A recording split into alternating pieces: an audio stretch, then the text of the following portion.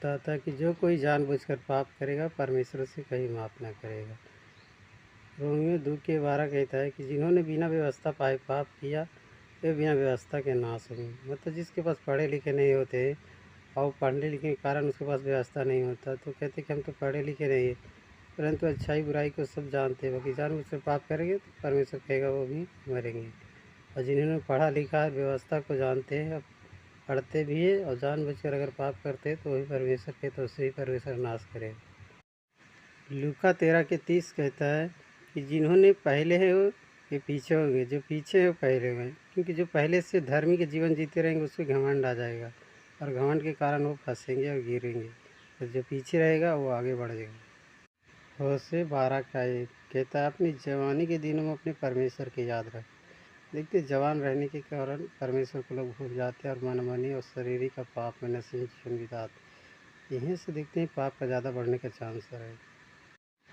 हेजकल 3:20 कहता धर्मी अगर पाप करे, अपने धर्म के काम छोड़कर पाप करने लगे तो जितना धर्म का काम किया वो सब पानी में मिल जाएगा, और जो कोई उसको पाप करते हुए नहीं रोका वो भी मारा जाएगा। तीतुस 3:11 ऐसा मनुष्य भटक गया और अपने आप को दोषी ठहराकर पाप करते रहता है। गलती होने पर देखते मनुष्य अपने आप को सुधारेगा नहीं और पाप करेगा कि हमें मौत की ओर बढ़ेगा, इसलिए ऐसे मनुष्य को दूर ही रहिए। यिर्मयाह 2:19 तेरी बुराई अब तेरी ताड़ना करेगी। देखते हैं किसी की बुराई करते तो ही बुराई आकर हमें किसी के द्वारा पिटवाता या गला दबाता या हमें मरवाता है, इसलिए किसी की बुराई ना करे।